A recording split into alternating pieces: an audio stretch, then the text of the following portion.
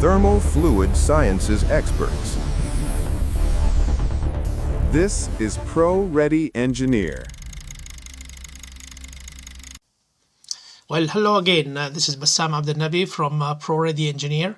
This is a much shorter video from the very long 2 hours video that I typically post.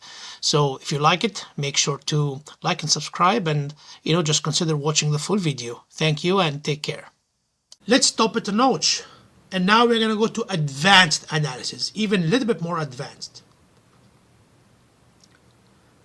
Some supplementary materials here are good for you to review, so please take the video of my combustion introduction. This is my deep expertise. I love that science. And watch other couple videos about properties. You may need that to understand what I'm going to explain here. Now, let's say I'm going to take that element from the combustion system, please watch the video, called the premixer. All what it is, it looks complex, but air flows through it. Looks like that. Have passages, there is a reason for that, see my video. And the air flows through it. So here's the experiment I'm going to do. I'm going to take that device, I'm going to put it in a chamber, like literally a chamber. And this chamber has air coming through it, and this air is metered. Metered means I'm measuring the mass flow rate. I know the mass flow rate accurately. M dot. Air goes in, it fills this plenum at a pressure P1, and it flows through and it dumps here in another plenum at a pressure P2. I have another plenum sitting at the exit of this element, and air is just going there. You turn it on and air is coming and it dumps out. What are the things you are measuring on this test? I'm measuring M dot, I'm measuring P1, I'm measuring P2, I'm measuring temperature. Good. Let's write it down. Applying the energy equation of the starting point between point 1 and 2.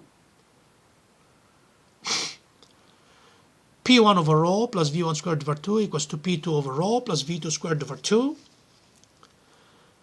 V1 is about 0. And you know that trick, we've discussed it before, right? We said when the room you are sucking from is a large plenum, there is velocity, but it's low enough to just ignore that.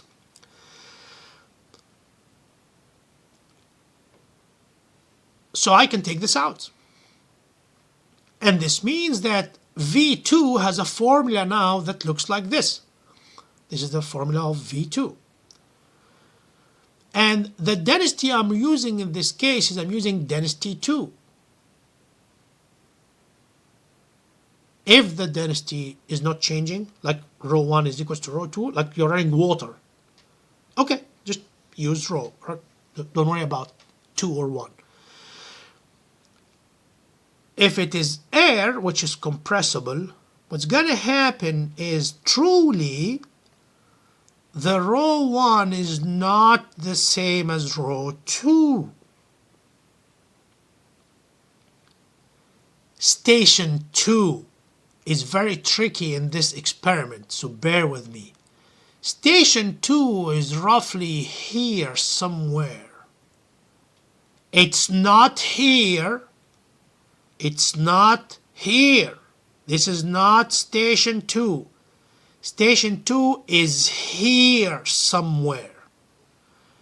At station 2, the density is rho 2, the velocity is V2, the area is area effective.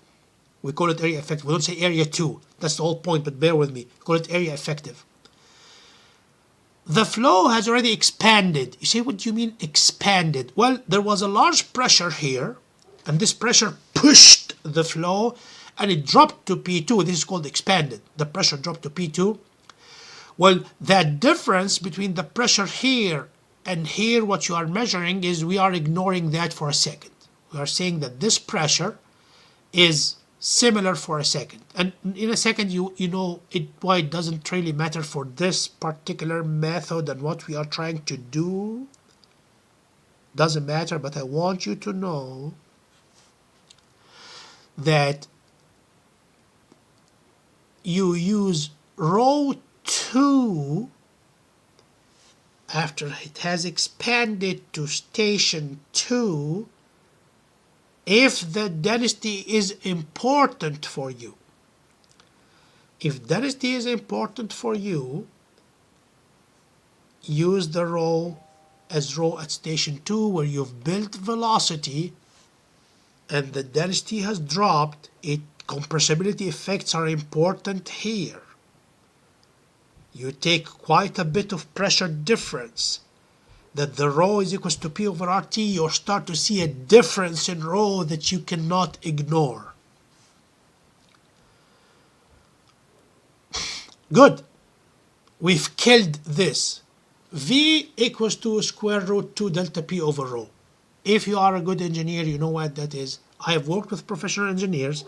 They didn't know that if compressibility is to be not ignored, it's important, you have to use rho 2.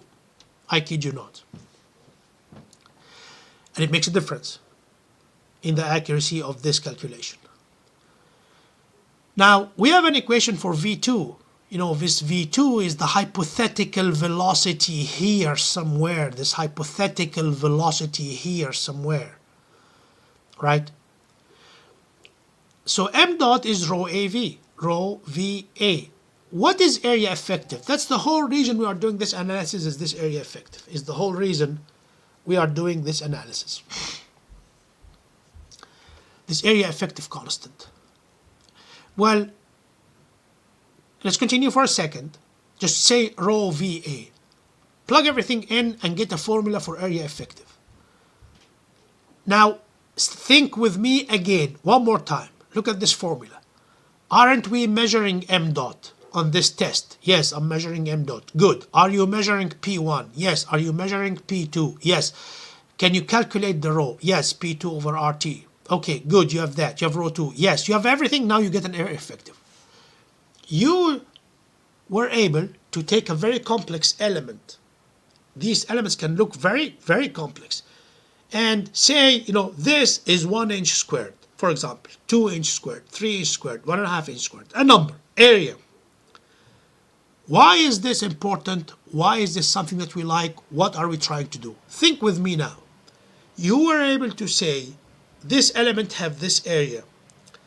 If I put pressure on it P1 and there's a pressure P2, I can now estimate the flow. Take a look here. Imagine I take this element that I tested on a flow stand in a very simple flow and I put it in an aircraft engine with many other elements and whole lot, quite a bit of stuff, and the engine is even flying or whatsoever. And I want to meter the flow. I want to know the flow when it's running. I want to know how much flow is running. Here's how you can do it. Take a look at this formula here, m dot. Rho 2 square root 2 delta P over rho 2 area effective. Do you know the area effective? Yes. Do you know the pressure 1? Yes, I'm measuring pressure 1. Do you know pressure 2? Yes, I'm measuring it. Now you have an m dot. So you know the mass flow rate by just measuring the pressure. Area effective concept is a concept that allows you to measure mass flow indirectly by just measuring the pressure. Very powerful, extremely powerful. Just think about that for a second. But there is actually even more important reason we do that. There's more important reason. It's not only to meter the flow, it's to know how the flow is split. Now let me say again. Imagine this is a combustor on a jet engine, and we have many of these small units, and another unit called the heat shield, and another unit called the liner, and another unit called the nugget, and another unit called the phase stage nozzle, and another, quite a bit of stuff. And I want to know the air that is coming from the turbo machinery, from the compressor, the overall air coming in. I want to know how it splits. There is 30% there, there is 35% here, there's a 30% there, there's, right?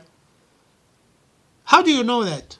That same exercise I told you. You take every component and instead of it you have an area effective and you have pressure nodes. You know, pressure nodes mean what's feeding it where it dumps, what's feeding it where it dumps, what's coming in where it dumps. And you make a network. Like here you can use this commercial software, Pipe Flow Expert. And you can do that for even a piping system. Let's say you have a tank, there are 3 pipes running and then they divide into 4 and there are valves sitting on the way, and this I want to know how much water is going to this line, how much water is going there, how much water is going here, how much air, and how if you want to split, they call them flow networks. You go to a software like this, you feed it the effective areas that you measured, you feed it the pressure points, you hit solve, voila, it tells you there's 30% here, 35 here, 20% here, 10 here, and 5 there, and you are done. You got your flow splits.